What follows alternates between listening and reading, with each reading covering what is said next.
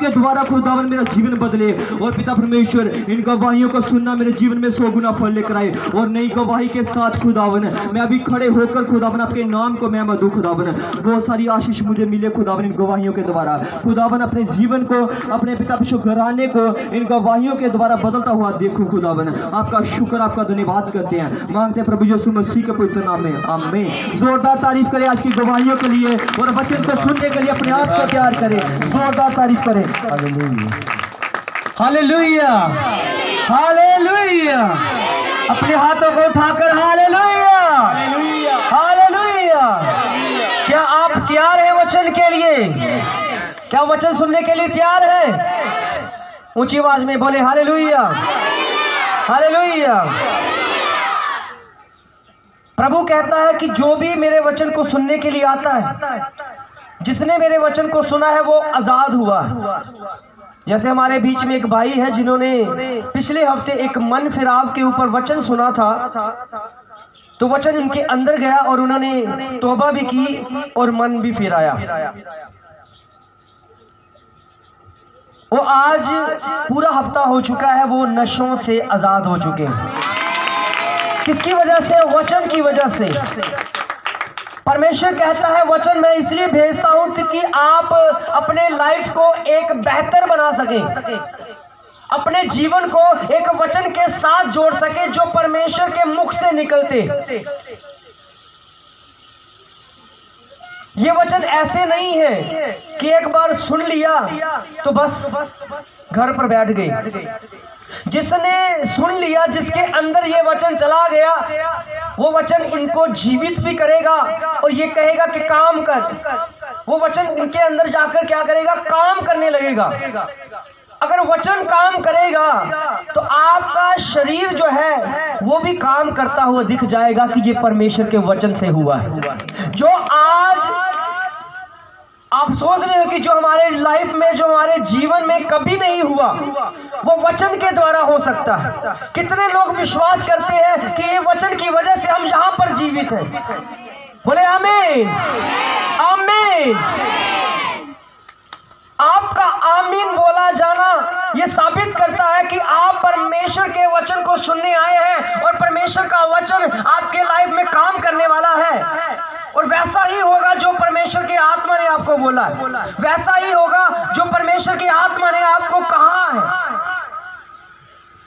ये वो वचन है जो परमेश्वर के मुख से निकला हुआ। आज जिस विषय के ऊपर मैं बात करने जा रहा हूं वो है दान देना। ये दान हमारे जीवन में इतना जरूरी क्यों है? क्यों देना है? किसको देना है? और क्यों परमेश्वर ने हमारे जीवन में ऐसा रखा है कि हमने दान देना है और कैसे देना है? बहुत सारे देश में, हमारे भारत में ही, भारत के बाहर भी कुछ ऐसे लोग हैं जो दान देते।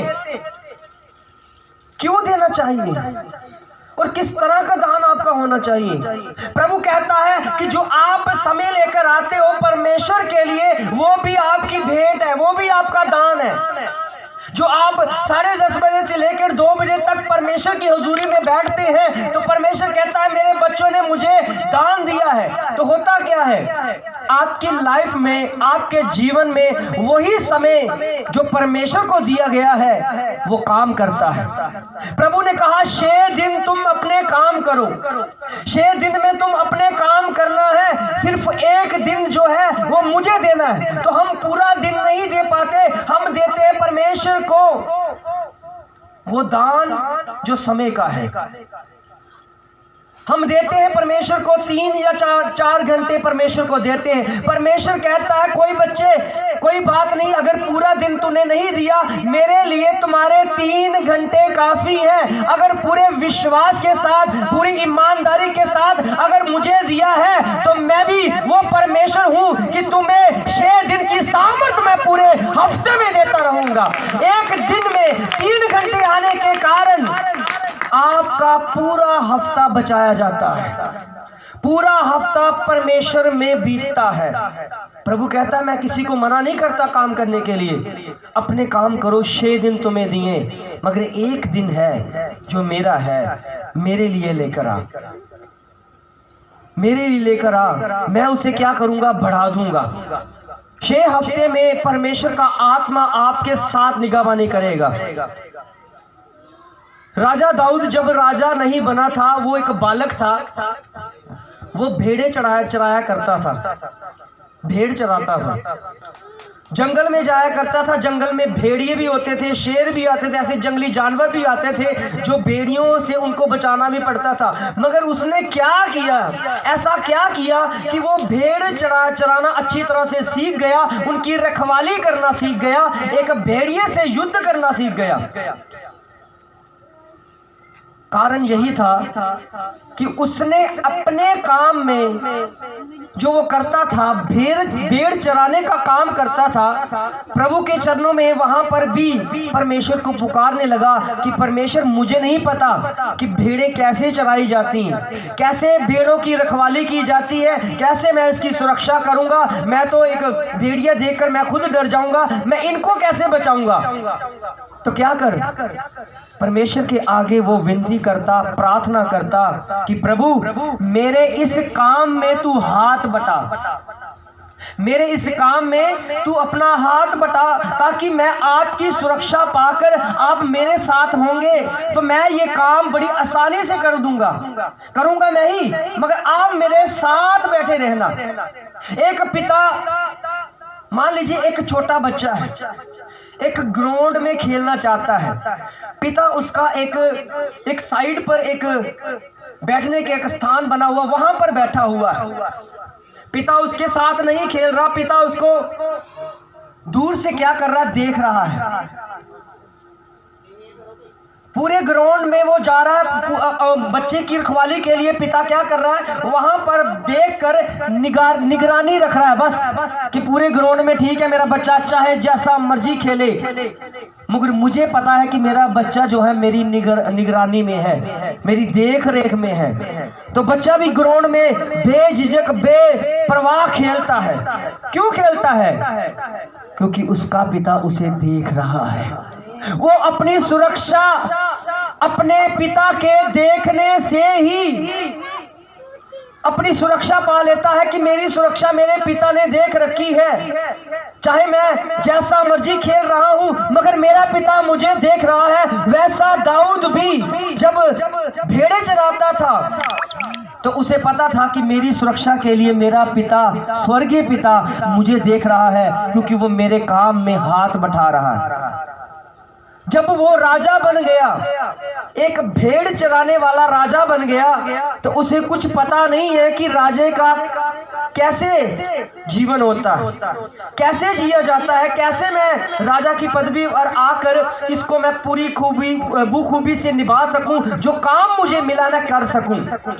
वहां पर भी आकर प्रभु का धन्यवाद करने लगा, प्रभु को पुकारने लगा कि प्रभु मुझे नहीं आता कि मैं कैसे राजपाट संभाल सकूं, मुझे नहीं पता कि मैं कैसे हुक्म दूं, कैसे मैं अपने राज्य को संभाल सकूं और कलीसिया को और प्रजा को संभाल सकूं, मुझे नहीं पता। जैसे तूने मुझे भेड़ चराने में अपना साथ दिया है, वैसे ही अब राजा की पदवी पर भी आकर काम तो मैं करूंगा, मगर मुझे गाइडेंस कर, मुझे बता कि मैं क्या करूंगा, मैं तुझे यहां पर भी शामिल करता हूं। प्रभु को जब उसने शामिल किया तो वो राजे की पदवी पर भी आकर राजे का काम भी बखूबी से निभाने लगा। प्रभु भी कहता है कि आप भी अपने 6 दिन में परमेश्वर की सुरक्षा पाएं। सिर्फ 3 घंटे आप जब संगति में आते हो, परमेश्वर की संगति करते हो, तो उसकी सुरक्षा, परमेश्वर की सुरक्षा पूरे हफ्ते के लिए आप पर बनी रहती है। ऐसा वो परमेश्वर है। तो परमेश्वर कहता है जो भी आप मेरी हजूरी में लेकर आते हो उसे मैं ग्रहण कर लेता हूं। प्रभु कहता है जब आप दान देते हो तो पहली बात क्या है, दान जो है पृथ्वी से छूट कर देना है।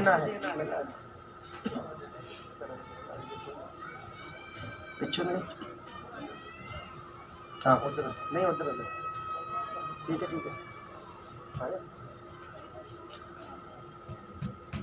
ये जो दान आप देते हो, परमेश्वर कहता है आप पृथ्वी से छूट कर दें। पृथ्वी से छूट करने का मतलब है कि एक हाथ में अगर आप दान लेकर आते हो तो दूसरे को पता नहीं होना चाहिए। एक हाथ में अगर आप दान लेकर आए हो तो दूसरे हाथ को पता ही नहीं होना चाहिए कि आपकी मुट्ठी में, आपके दाहिने हाथ में क्या है। ऐसा आपका दान हो यानी कि पूरी तरह से गुप्त हो कि आपने दिया है।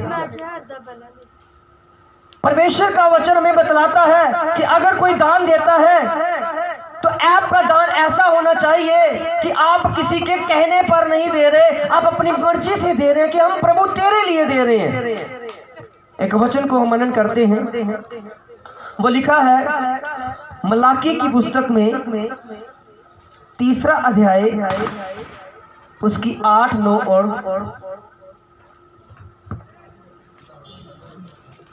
8, 9 और 10। मलाकी की पुस्तक 3 अध्याय उसकी 8, 9 और 10।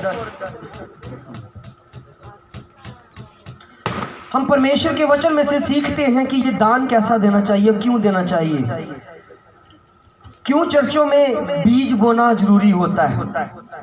ये दान आपका बीज है। मान लीजिए आपको एक फसल दी गई है बीज बोने के लिए, तो आपने वहां पर जाकर बीज बो दिया। आप निश्चित होकर बैठ गए कि हाँ हमने बोया है, हमने बोया है, एक समय आएगा कि हम इसको क्या करेंगे, काटेंगे। अगर आपने बोया ही नहीं है, आपने बीज ही नहीं बोया, तो क्या आप ये आस रख सकते हैं कि हम एक दिन फसल आएंगे तो काटेंगे? प्रभु कहता है कि सबसे ज्यादा बीज वो बोता है जो अपनी घटी में होता है। कई वो लोग कहते हैं कि हमें देने के लिए कुछ भी नहीं है। प्रभु कहता है जो कुछ भी नहीं है ना, वो ही मैं लूंगा। जिसके पास ज्यादा है वो तो दे देगा, मगर प्रभु कहता वो क्या देना, वो क्या देना, क्योंकि है उसके पास तो उसने दे दिया। मैं उसका लेता हूं जिसके पास कुछ भी ना हो। जो कहते हैं कि नहीं मेरे पास थोड़ा है, जो कहते हैं कि सिर्फ मेरे पास इतना ही है, प्रभु कहता है ठीक है मैं इसे बढ़ाना चाहता हूं, तू ये जो है अगर थोड़ा है तू मेरे पास लेकर आ, तू मेरे पास लेकर आ, मैं तुझे बढ़ाकर वापस करूंगा। इतना बढ़ाऊंगा कि आप दूसरों को देने के योग्य बन जाओगे। ये हमारा बीज, ये समय, ये दशमांश, ये दान जो है आपका बीज है जो बोना है। तो आज आपने ये सीख कर जाना है कि परमेश्वर की हुजूरी में हमने दान को किस तरह से देना है और कैसे देना है और कितना देना है। क्या लिखा है वचन में? क्या मनुष्य परमेश्वर को धोखा दे सकता है? वचन में लिखा है क्या मनुष्य परमेश्वर को धोखा देता है? एक मनुष्य परमेश्वर को धोखा दे सकता है? क्या लिखा आगे? पर देखो तुम मुझको धोखा देते हो। परमेश्वर कहता है, पहले क्वेश्चन पूछता है क्या एक मनुष्य परमेश्वर को धोखा दे सकता है? एक मनुष्य परमेश्वर को धोखा दे सकता है? तो उसी समय लिख दिया कि हाँ मुझे तुम धोखा देते हो, तुम मुझे देते हो। लोग कहते हैं कि नहीं हम तो समय के अनुसार परमेश्वर की संगति करते हैं, हम तो जाते हैं, हम वहां पर गाते भी हैं, ताली भी बजाते हैं, सब काम करते हैं, लंगर भी बरताते हैं, लंगर खाते भी हैं, सब काम होते हैं। तो प्रभु कहता है फिर भी तुम मुझे क्या करते हो? ठगते हो। क्या लिखा है वचन में? और क्या मनुष्य परमेश्वर को धोखा दे सकता है? पर देखो तुम मुझको पर देखो तुम मुझे क्या करते हो? धोखा देते हो। प्रभु ने हमारे जीवन में बहुत ताय से काम किया है, हम प्रभु का धन्यवाद भी करते हैं, मगर फिर भी हमें प्रभु एक काम एक ऐसा है जिसको हम छोड़ देते हैं, जिसको हम परवाह नहीं करते, जिसकी तरफ हम ध्यान ही नहीं देते, उसकी तरफ प्रभु कहता है देखो तुम फिर भी मुझे धोखा देते हो। और हम कहते हैं कि प्रभु हमने तुझे कब धोखा दिया? प्रभु के दासों के कहने के अनुसार हम चर्च भी जाते हैं, संगति भी करते हैं, प्रार्थना भी कराते हैं, अपने घर में मीटिंग भी करवाते हैं, चंदा भी देते हैं, सब कुछ करते हैं, फिर हम किस वजह से हम धोखेबाज हैं। प्रभु ने क्या बताया आगे?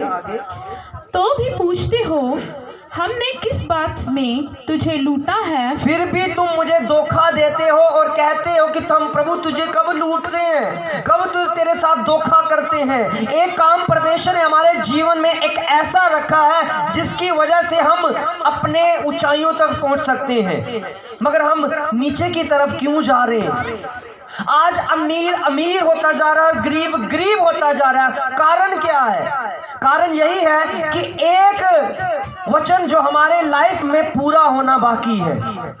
चाहे आप शुरू से वचन को पूरा करते आए हैं, चाहे कुछ भी आप जो आज्ञाकारी करते आए हैं, ईमानदारी बरताते आए हैं, मगर प्रभु फिर भी एक वचन ऐसा है जो प्रभु कहता है कि आप देने के विषय में अभी तक आपको बताया नहीं गया। जब बताया जाए तो आपने इसके ऊपर गौर करना है कि तुम मुझे क्या करते हो, धोखा देते हो, और तुम पूछते हो कि प्रभु हमने किस बात से तुम्हें धोखा दिया और तुम्हें लूटा है।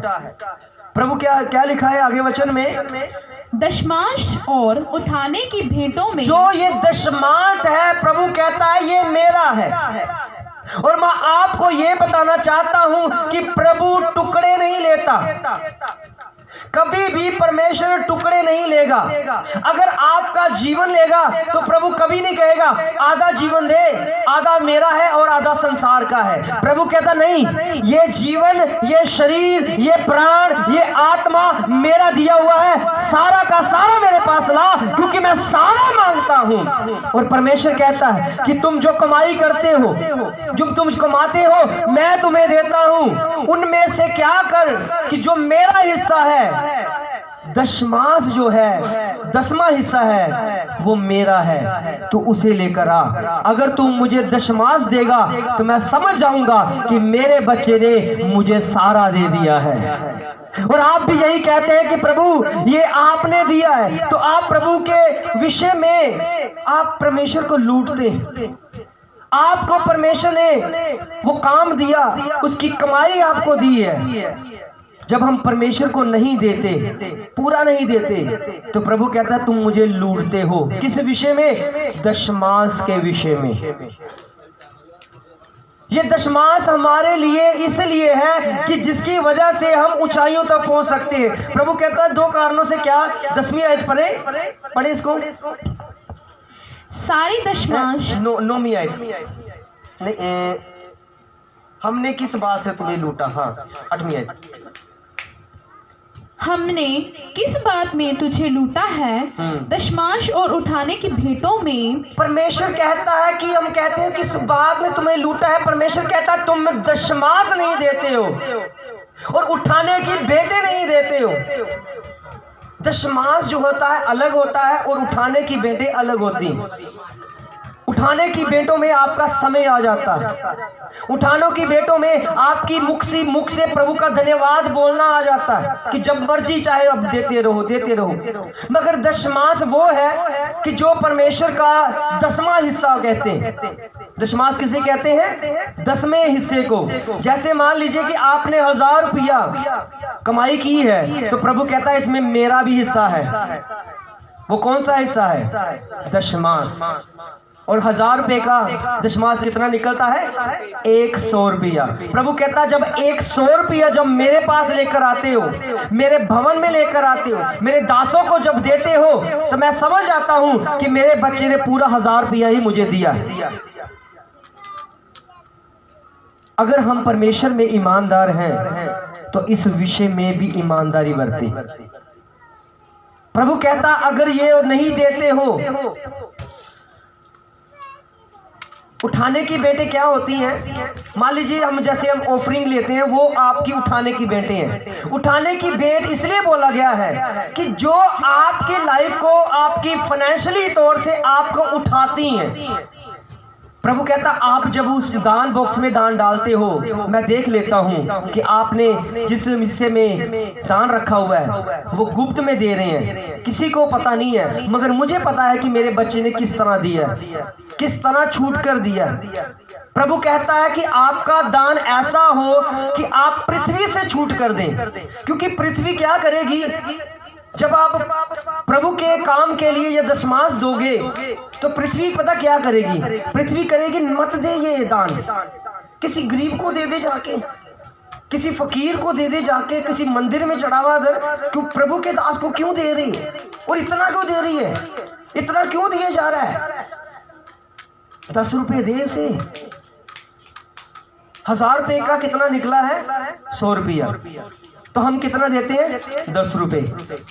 क्यों देते हैं? ये पृथ्वी की उपकार होती है, पृथ्वी हमें रोकती है, नहीं नहीं 100 रुपया नहीं देना, तुम्हें 10 रुपए दे दो, 10 रुपए ही देने हैं, तभी हमारी लाइफ उतनी की उतनी रह जाती है।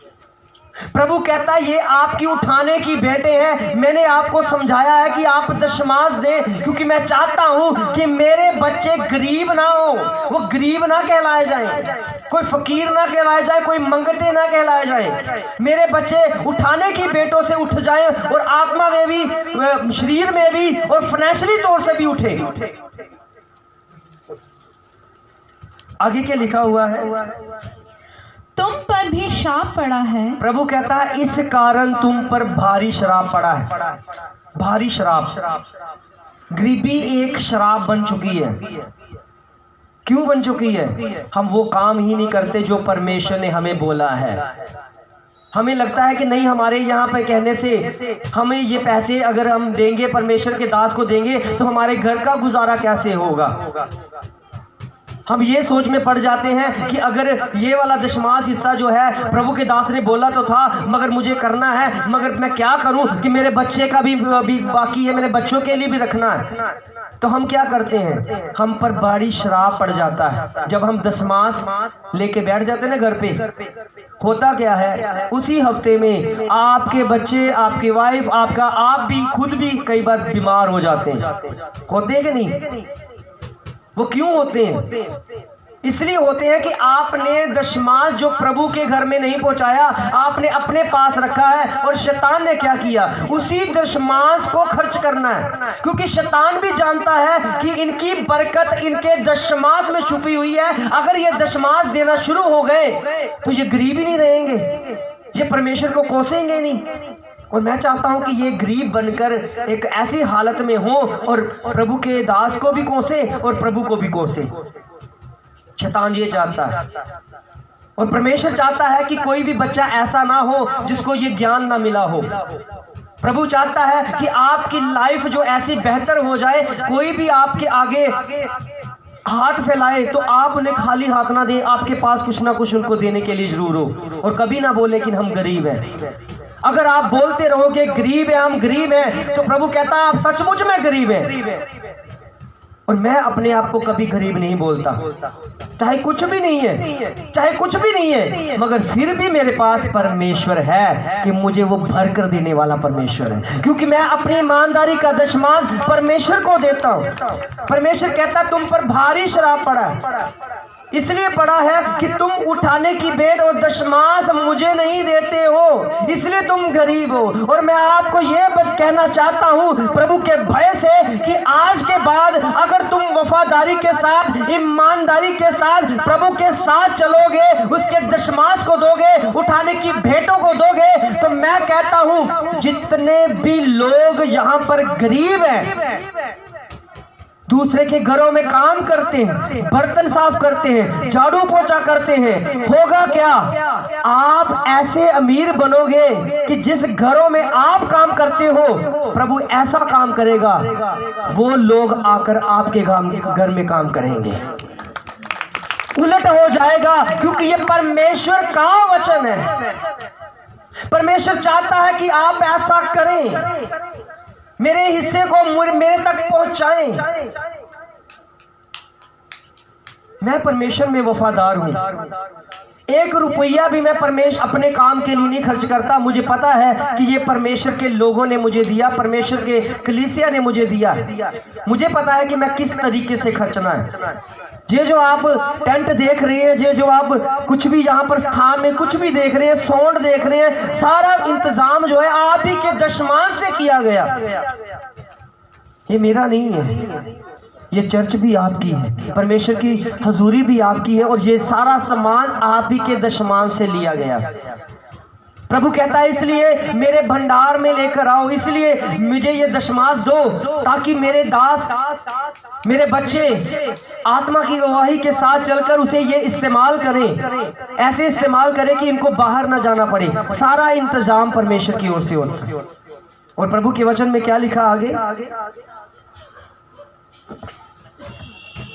क्योंकि तुम मुझे लूटते हो। तुम मुझे क्या करते हो? लूटते हो। लोग कहते हैं कि हमने परमेश्वर कहाँ से लूटा, तुझे किस तरह से लूटा है? प्रभु कहता अगर तुम दशमांश मेरे भवन में नहीं लेकर आते, मुझे दशमां अंश नहीं देते, तो तुम मुझे लूटते हो। हम लुटेरे नहीं बनना चाहते। कोई कह सकता है कि नहीं प्रभु, हमें तो बताया ही नहीं गया दशमांश के बारे में, देना भी है, हमें तो बताया ही नहीं गया कि दशमांश तो आपका होता है।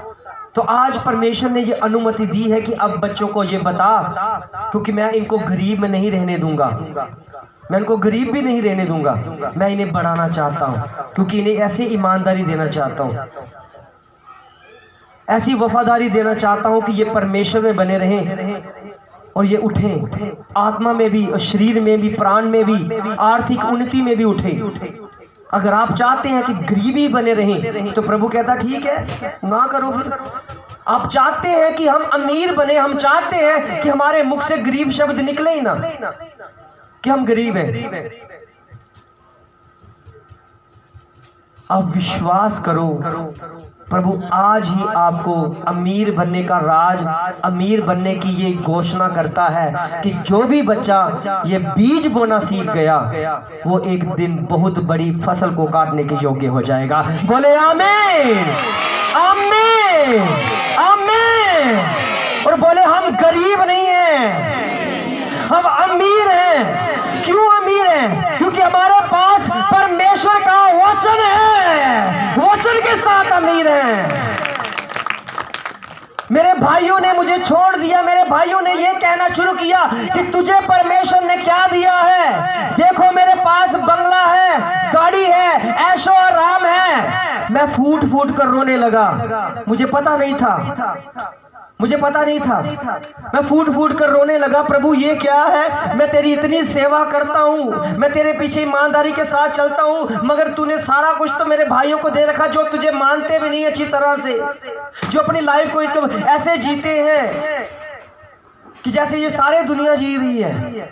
तो आपने मुझे ऐसा क्यों रखा? प्रभु ने एक वचन दिया, भजन संहिता में लिखा हुआ है वो वचन।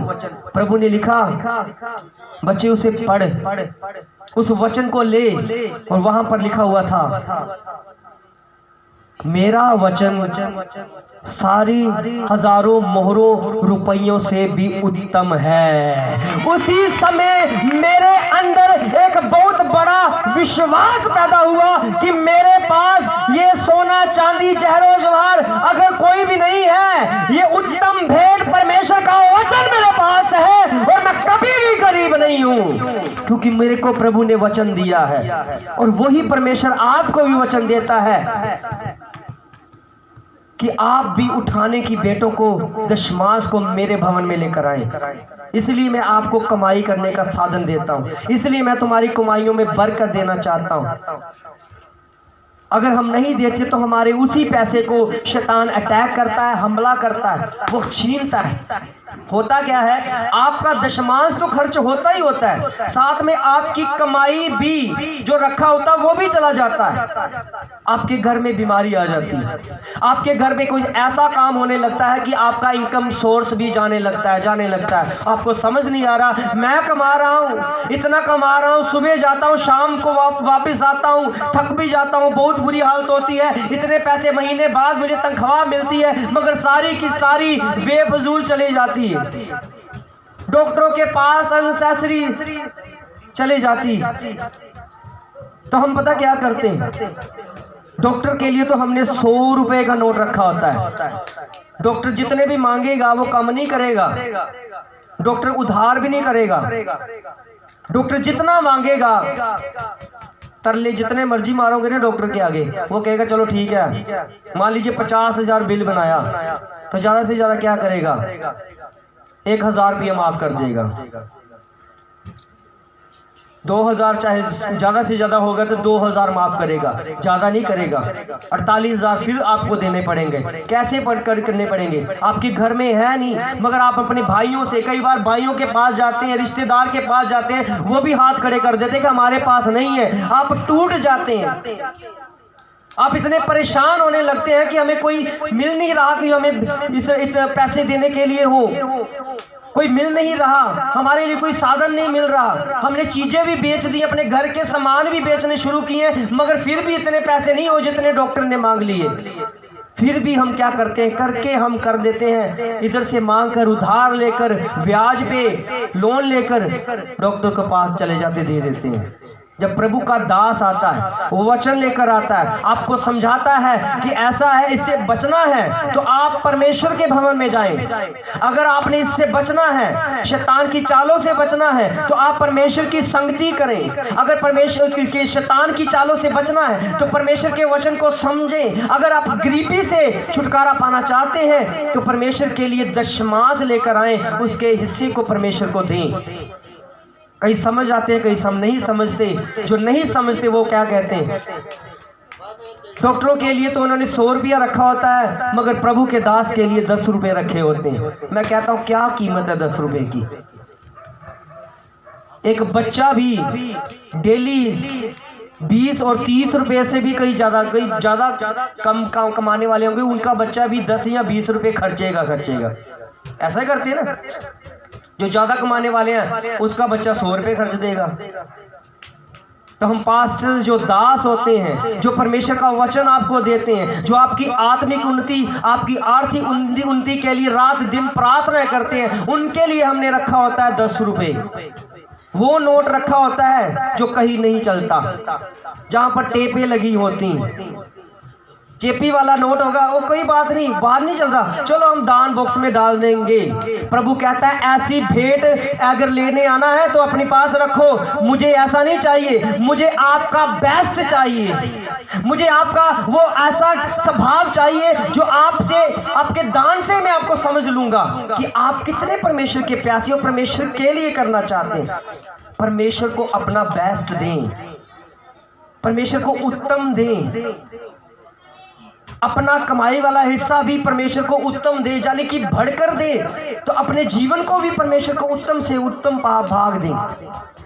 फिर देखना आपके जीवन में शैतान आपके समय को भी नहीं चुराएगा, आपके लाइफ को भी नहीं, आपके बच्चों को भी नहीं चुराएगा। आपकी कमाई आप ही खाओगे।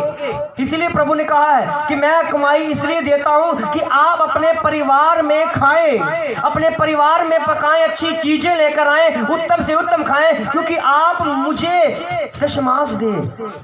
और जो दे देते हैं उनके जीवन में एक खुशहाली आने लगती है, उनके जीवन में एक ऐसी लहर आने लगती है। कोई कहता कोई चिंता ही नहीं मुझे।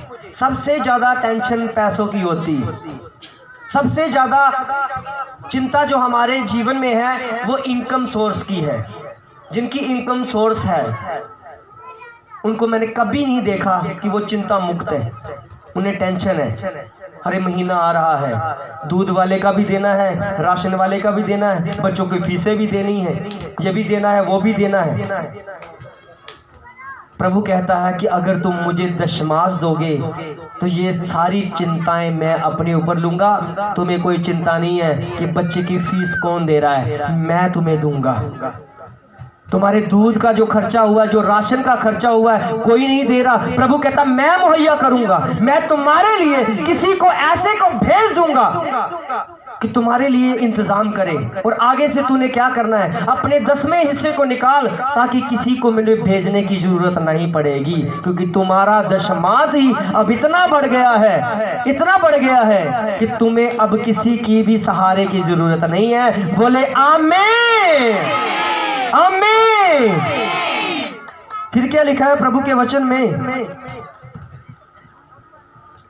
क्योंकि तुम मुझे लूटते हो वरन सारी जाति ही ऐसा करती है। तुम भी मुझे लूटते हो और सारी जाति ऐसा करती है। सारे लोग, सारी जाति ऐसा ही करती है, मुझे लूटती है। आज अमेरिका जो है इतना पावरफुल, इतना अमीर क्यों है? क्यों है वहां पर ईमानदारी है दशमांश देने की। सबसे बड़ा अमीर देश ऐसा इसलिए है कि वहां पर ईमानदारी है। वहां पर क्या है? ईमानदारी। इसलिए है कि वो दान देने में बहुत है, प्रभु के इस वचन को पूरा करने में माहिर है। कोलगेट बनाने वाला व्यक्ति, एक जिसका नाम मुझे पता नहीं है, जिसने कोलगेट की बनाई है ना, कोलगेट जो आप दांतों में करते हैं, कोलगेट बनाने वाला व्यक्ति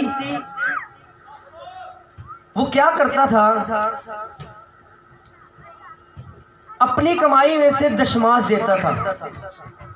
दशमांश देता था तो वो क्या करने लगा? वो बढ़ने लगा, दशमांश देने लगा, उसे प्रॉफिट होने लगा, क्योंकि हर घर में वो कोलगेट जाती है, हर घर में वो होती है दांत साफ करने वाले। पूरा वर्ल्ड, जहाँ तक कि देश के बाहर भी, इंडिया में भी, देश के पूरी दुनिया में कोलगेट जो है बहुत मशहूर है, हर घर में है। तो उनको क्या हुआ कि जब उसने बनाई, ऐसे काम किया, तो प्रभु का हिस्सा जो है वो दशमांश जो है निकालना शुरू कर दिया। जब वो दशमांश निकालने लगा, उसकी उन्नति होने लगी, बढ़ने लगा, इतना बढ़ने लगा कि उसने 20% कर दिया।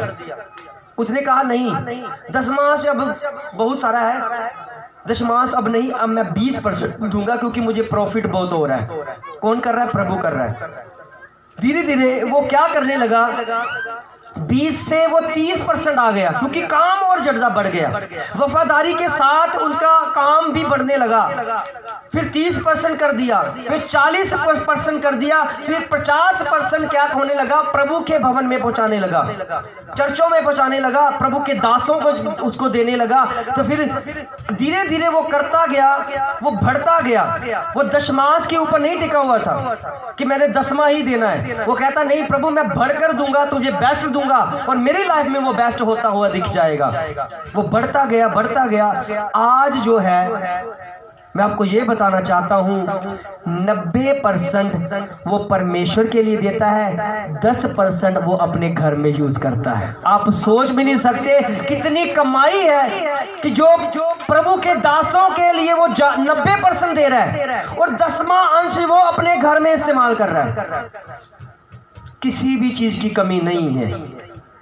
अमृतसर में मेरे एक मास्टर जी हैं, उन्हें भी पता नहीं था दशमांश के लिए। वो जॉब करते थे रेलवे में, अभी वो रिटायर हो गए हैं। 2008 में वो खोजेवाल गए, वहां पर उन्हें पास्टर से मिले, उनके अपनी समस्या बताई। उन्होंने कहा क्या तुम दशमांश देते हो? वो कहते हमें तो पता ही नहीं क्या होता है दशमांश। हाँ चंदा दे देते हैं जैसे। कहते वो नहीं, अपनी कमाई में से। कहता उस समय मैं 1500 रुपये कमाता था, सरकारी नौकरी थी, 2008 के बाद है, 1500 रुपये उनकी इनकम थी उस समय। तो कहने लगा कि मैं इतना ही देता हूँ। कहता नहीं, आज के बाद तुम दशमांश दे। 1500 का जो है वो दशमांश लेकर आ। कितना निकलता है 1500 का? 150। 1500 का 150 है। वो उसने क्या किया? इन्वेल्प लिया, उसके बीच में डाला और वहां पर दान पात्र में डालना शुरू कर दिया। उनकी इनकम जो है बढ़ने लगी और तरक्की होने लगी। आज उनके पास 2 अपने बंगले हैं, अपनी कोठियां 2 हैं, गाड़ियां हैं। उनकी बेटी बाहर इंग्लैंड में शादी हो रखी है, और बाहर शादी करना कोई आसान काम नहीं है। आज कहता प्रभु के सामर्थ्य में इतना है कि मैं एक दास के घर का पूरा खर्चा उठा सकता हूं। इतना प्रभु ने दिया है, उस दशमांश की पावर। ये हमारी शक्ति है दशमांश। अगर आज से ही आप शुरू करोगे, मैं कहूंगा, मैं कहना चाहता हूं कि आपको अगर 10 रुपए भी किसी से मिलते हैं, आप उसका भी दशमांश निकालें, 1 रुपया निकाल दें, उसकी भी बरकत आपको परमेश्वर देना शुरू करेगा। क्योंकि वचन में क्या लिखा है? आगे पढ़ते हैं क्या लिखा है। सारे दशमांश भंडार में प्रभु ले आओ। कहता है सारे दशमांश, जितने भी दशमांश हैं, कौन से दशमांश? आपके राशन का भी दशमांश है। फरीसी और सदूकी लोग जो होते थे वो क्या करते थे, अपनी जो पहली फसल होती थी, अपनी पहली फसल जो होती थी उसका अनाज जो है वो परमेश्वर के भवन में लेकर जाते थे कि प्रभु ये रहा तुम्हारे दशमांश। वो क्या करते थे, अपनी कमाई में से जो राशन खरीदते थे वहां पर भी, अपने दाल चावल जो खरीदते थे वहां पर भी वो क्या करते थे, प्रभु का हिस्सा जो निकाल कर प्रभु के घर में, प्रभु के दासों के घर में पहुंचाते थे, प्रभु के लोगों को देते थे। तो आज भी कई गांवों में ऐसा होता है कि जब कोई औरत, जो बहन जो आटा गूंदने लगती है, वो पता क्या करती है, एक मुट्ठी नहीं करती है, एक मुट्ठी आटे में से निकालकर अलग से लिफाफे में इकट्ठी करती है। ये किसका हिस्सा है? प्रभु का। प्रभु का हिस्सा उसमें क्या करती है, निकालकर उसमें रखती है। पूरे हफ्ते का एक रोज की आटा, रोज खाते हैं ना, रोज रोटी खाते हैं, रोज जो गूंदती है, गूंदने से पहले प्रार्थना करती है कि प्रभु इस अनाज में तेरी बरकत हो, और ये दशमांश अपनी मुट्ठी में से पहले तुझे निकालती है। जो लिफाफा उन्होंने रखा होता वहां पर वो जमा करती रहती है। पूरे हफ्ते बाद वो प्रभु के घर में जाकर वहां दान देकर आती है कि प्रभु ये दशमांश है। प्रभु भी कहता है ठीक है तेरे बच्चे, तेरा दशमांश ग्रहण किया गया है, तुम्हें तुम्हारी जो ड्रमी में कभी आटे की कमी नहीं आएगी, कभी दाल की कमी नहीं आएगी। क्यों? क्योंकि वो परमेश्वर को दे रही है।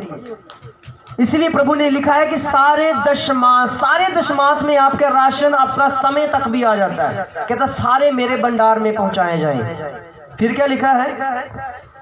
सारे दशमांश भंडार में ले आओ कि मेरे भवन में भोजन वस्तु रहे। मेरे भवन में भोजन वस्तु रहे, मेरे भवन में ऐसा बना रहे कि किसी को उसमें से अगर जरूरत भी पड़े तो उसमें से भी दिया जाए। किसी के पास नहीं है उनको उनमें से दिया जाए। जैसे हम हमारे लंगर कमेटी में क्या करते हैं, अपने कमाई में से थोड़ा थोड़ा डालते हैं। ये फ्री में नहीं है, सारा कुछ अपनी लंगर कमेटी वाले जो आपके लिए खाने का इंतजाम करते हैं, बनाते अपने हाथों से भी बनाते हैं, अपने हाथों से आपको खिलाते हैं, और अपने हाथों से अपने कमाई में से थोड़ी थोड़ी पूंजी इकट्ठी करते हैं, बड़ी रकम बनती है, उसके द्वारा क्या करते हैं, आपके लिए खाने का इंतजाम करते हैं। प्रभु इसलिए कहता है कि सारे दशमांश मेरे भवन में लेकर आओ ताकि किसी भी चीज की कमी ना रहे। फिर क्या लिखा है? और सेनाओं का यहोवा ये कहता है कि, और सेनाओं का यहोवा ये कहता है कि ऐसा करके मुझे परखो। ऐसा करके अगर किसी को यकीन नहीं आ रहा, अगर किसी को विश्वास नहीं हो रहा, तो प्रभु कहता है इस काम में मुझे परख के देख ले, इस काम में मुझे परख कर देखें। मैं कहता हूं परमेश्वर को परखने की जरूरत नहीं है क्योंकि करता है वो, मगर प्रभु कहता है जिसको ये दिल डरा रहा ना, जिसको जो पता नहीं चल रहा किसको, तो वो क्या करे, परख के देख ले। फिर क्या लिखा है? कि मैं आकाश के झरोखे तुम्हारे लिए खोलकर तुम्हारे ऊपर अपरंपार आशीष की वर्षा करता हूँ कि नहीं। प्रभु कहता है अगर किसी को विश्वास नहीं हो रहा तो आज से ही इनवेल्प लेके जाएं, अपना दशमांश उसमें डालना शुरू करें। मुझे परख कर देख लें कि मैं अपना आकाश की खिड़कियां आपके लिए खोलकर आशीष की वर्षा करता हूं कि नहीं। ये तुम्हारे हफ्ते में पता चल जाएगा, ये एक दशमांश देने में ही पता चल जाएगा। आपके घर में अगर कोई बीमार होगा वो भी चंगाई पा जाएगा, क्योंकि परमेश्वर ने आपको वो सिखाया है जिसमें आपकी बरकत टिकी रहेगी, जिसमें आपको बरकत मिलती रहेगी। कोई लोग कहते हैं कि हम कमाई बहुत होती है मगर बरकत नहीं है। कारण क्या है कि वो परमेश्वर को लूटते हैं, दशमांश के विषय में दशमांश नहीं देते। अगर दशमांश दे दोगे तो परमेश्वर कहता आपके कमाई वाला हिस्सा जो शैतान चुराता है वो चुरा नहीं पाएगा, क्योंकि जो परमेश्वर का हिस्सा है वो भवन तक पहुंच चुका है और प्रभु के लिए कामों के लिए इस्तेमाल किया जा रहा है। आपका दान जो है वो चर्च की एक बुनियाद बन जाता है। आपका दशमांश जो है वो ऐसे थंब बन के खड़ा हो जाता है कि कोई भी उसे तोड़ नहीं सकता। अगर अपने पास रखोगे, शैतान उसे गिराएगा, चुराएगा, उसे नष्ट करेगा और आपके घर में बीमारी, कष्ट और रोग लेकर आएगा। ऐसे ऐसे रोग लेकर आएगा जिसकी इनकम आप कर रहे हो मगर निकलती जा रही है। प्रभु कहता है इससे अगर बचना है तो मेरे भंडार में ये सारे दशमांश लेकर आओ और मुझे परख कर देखो कि मैं तुम्हारे लिए आकाश की खिड़कियां खोलकर अपरंपार की आशीष की वर्षा करता हूं कि नहीं। अपरंपार की आशीष की वर्षा, ऐसी वर्षा होगी आपके जीवन में, एक ऐसी आशीष आनी शुरू हो जाएंगी, ऐसी बरकतें आनी शुरू हो जाएंगी कि आपके घर में प्रभु की दी हुई भेंटों के लिए कोई स्थान खाली नहीं रहेगा। सब परमेश्वर ने भर दिया है। बोले आमीन, आमीन। कितने लोग विश्वास करते हैं? बोले आमीन। ताली बजाओ परमेश्वर की महिमा के लिए। ये परमेश्वर की भेंट परमेश्वर तक पहुंचा दी जाए। ये हमारी पावर है, ये हमारी शक्ति है कि हमारे जीवन में परमेश्वर काम कर रहा है। और जैसे मैंने पहले बताया कि आप दूसरों के घरों में काम करते हैं ना, एक दिन समय आएगा आपकी अपनी कोठी होगी। आपके घर में एक क्रॉस का निशान लगा होता कि प्रभु की पहचान का कि हाँ ये मसीह है। और इतनी ऊंचाइयों तक पहुंच जाएंगे कि जहां पर आप काम करते हैं वहां के लोग आपके घरों में काम कर रहे हैं। ऐसी परमेश्वर आशीष की वर्षा करेगा और ऐसे परमेश्वर अपने आकाश की खिड़कियां खोल देगा कि आपको स्थान नहीं बचेगा कि हमने रखना कहां पर है। जिनके पास संतानें नहीं होंगी उनके संतानें मिल जाएंगी। प्रभु आशीष की वर्षा कर देगा। कोई कादियां गया, कादियां, मिर्जे की कादियां, वहां पर एक ऐसा स्थान बनाया गया है, उसका नाम रखा गया है बहिस्तान। वहां पर दो हिस्से बनाए गए हैं, एक स्वर्ग और एक नरक। स्वर्ग में जो जिसका हिस्सा बनाया गया स्वर्ग, वहां पर क्या हुआ, वहां पर क्या किया गया था, जो अमीर होते थे, बड़े बड़े दरवेज, उनको दफनाया जाता और उनकी कब्रें पक्की की जाती। और वहां पर लिखा जाता कि यहाँ ये दरवेज, ये शख्स जो है प्रभु की महिमा में ये चला गया है और ये शख्स है। जो जहां पर नरक बनाया गया है वो ऐसे ही मिट्टी लेकर उसे वहां पर दफना दिया गया है। जब मैं पहली बार उनके साथ मुलाकात देखने गया, हम घूमने गए वहां पर, तो मैं एक वहां पर दरवेश था, वहां बैठा हुआ था। मैंने कहा मुझे सीखना है, मुझे बताइए कि ये स्वर्ग और नरक क्या है, ये क्यों बनाया गया है स्वर्ग और नरक। उन्होंने कहा कि जो हमारे कुरान शरीफ को, जो कुरान पाक को फॉलो करते हैं, जो हमारे कहने के अनुसार चलते हैं, जिसे हम वचन देते हैं, जिसे हम समझाते हैं, कुरान में से हर बात मानता है, उसका हम दशमांश लेकर ग्रहण कर लेते हैं। तो उसको हम वफादारी का चिन्ह बताते हैं कि वो स्वर्ग में जो है वहां पर दफना दिया जाता है।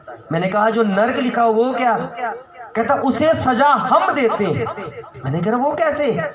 कहता उनको जो वफादारी के साथ नहीं चलते, जो ईमानदारी के साथ नहीं चलते, उनका दशमांश हम नहीं लेते। वो देते हैं, हम लेते नहीं हैं। क्यों नहीं लेते? क्योंकि इन्होंने परमेश्वर के साथ वफादारी नहीं की, परमेश्वर के साथ गद्दारी की है, परमेश्वर को लूटा है। कल को हमको भी लूट सकते हैं, इसलिए हमने तुम्हारे दशमांश को ग्रहण नहीं करना, उसे हम दफना देते हैं नरक में। मगर हम सोचते हैं कि शायद वो कहता हमने सजा दी हुई है, जो नरक में गए हैं ना सारे, उनको हम सजा देते हैं। मैंने कहा किस बात की सजा? कि उनका दशमांश हम नहीं लेते, बदोबदी हमें देते, हम लेते नहीं है, क्योंकि वो वचन को फॉलो नहीं करते, वो वचन को नहीं मानते। और जो परमेश्वर के साथ वफादार नहीं है तो हमारे साथ कैसे होगा? जो परमेश्वर के साथ गद्दारी करता है, जो परमेश्वर को लूटता है, तो कल को हमको भी लूट सकता है। इसलिए कहता हम उसके भेंट को स्वीकार ही नहीं करते। तो जो मर जाते हैं तो हम वहां पर मिट्टी खोते, वहां पर ऐसे दफना देते हैं। उससे बोला गया है नरक। मैं कहता हूं कि हमारे लोग पता क्या कहते हैं, ये प्रभु के लोगों ने तो हमें सजा दे रखी है, दशमांश देना ही देना है। तो वो कहते हैं कि सजा हम देते हैं। प्रभु कहता है ऐसा करो, ऐसा काम करो, ऐसे वचन को सीखो कि आपकी लाइफ में एक आशीष और बारिश की ऐसी बारिश हो। आपको पता है जब बारिश होती क्या होता है, पूरा भर जाता है। एक समय आता है थोड़ी बारिश होगी तो वो क्या होता है, मिट्टी सोख लेती है, पर ज़्यादा बारिश होती है तो वहाँ पर क्या होगा, पूरा भर जाएगा। प्रभु कहता है मैं थोड़ी बारिश नहीं करूँगा, मैं ज़्यादा बारिश करूँगा, इतनी बारिश करूँगा, इतनी बारिश करूँगा आपके लाइफ में कि आपके जीवन में, आपके घर में कोई कोना भी नहीं बचेगा कि वहाँ पर कोई चीज़ नहीं है, कोई खाली स्थान नहीं रखूंगा। ऐसी आशीष है आपके जीवन में। एक बहन प्रभु यीशु मसीह ने जब बताया कि हमने परमेश्वर का एक मंदिर बनाना है, उसके लिए भेंट लाओ, तो सबने पता क्या किया, अपना सोना, अपना चांदी, अपना जो कुछ भी था वो एक थैली में डालते रहे, उनके वहाँ पर जमा करते रहे, मगर अपने लिए भी रखते रहे। अपने परिवार के लिए भी उन्होंने पैसों ये क्या किया, निकाल कर देते रहे और अपने लिए भी सेफ रखा। एक औरत थी, गरीब औरत थी, उसके पास सिर्फ 2 रुपए थे। कितने रुपए थे? है ही 2 रुपए, कुछ भी नहीं था उसके घर में, खाली बिल्कुल, और 2 रुपए थे। उसने क्या किया कि परमेश्वर का मंदिर बन रहा है, परमेश्वर का घर, मेरे पास तो चलो 2 यही दे देती हूँ। जो वो डाल रही थी, प्रभु यीशु मसीह ने देखा और कहा इस बहन ने सबसे ज्यादा दिया है। क्यों दिया है? क्योंकि इसने अपने लिए कुछ नहीं रख छोड़ा, सारा का सारा परमेश्वर को दे दिया है। और परमेश्वर ने मैं विश्वास करता हूं, वचन में लिखा नहीं हुआ, मैं विश्वास करता हूं कि उस औरत को आज स्वर्ग मिल चुका है, क्योंकि उसने अपने आप को छूटकर, पृथ्वी से छूटकर, वो 2 रुपये थे। पृथ्वी पता कैसे डराती है, 2 रुपये, चल 1 दे दे, 1 तो रख ले, अपने लिए तो रख, अपने लिए तो कुछ रख दे, सारा का सारा बोल देना है, सारा का सारा दे देना है, अरे इससे तेरी जरूरतें पूरी हो जाएंगी, क्यों दे रहा है? उस औरत ने उसकी भी परवाह नहीं की कि मेरे पास सिर्फ 2 रुपये, मेरा क्या होगा, इतना पता है कि मैं परमेश्वर के भवन में दे रही हूँ। वो सारा का सारा, उसने 2 रुपये थे, 2 रुपये डाल दिए। प्रभु ने भी कह दिया कि इसने सारा दिया, इसने ज्यादा दिया। क्यों दिया? क्योंकि इसने पृथ्वी से छूट कर दिया है। किसी के बहकावे में आकर किसी के इसने ऐसे नहीं कहा कि 1 रुपया रख दे, 1 दे दे मुझे। उसने 2 थे, दोनों को दे दिया परमेश्वर के भवन में। और विश्वास करता हूं कि परमेश्वर ने किसी भी चीज की कमी उसके घर में नहीं आने दी होगी। ऐसा हमारा परमेश्वर है, ऐसा हमारा परमेश्वर है कि जो उसके वचन को फॉलो करता है, प्रभु कहता है उसके घर में किसी भी चीज की कमी नहीं रहेगी।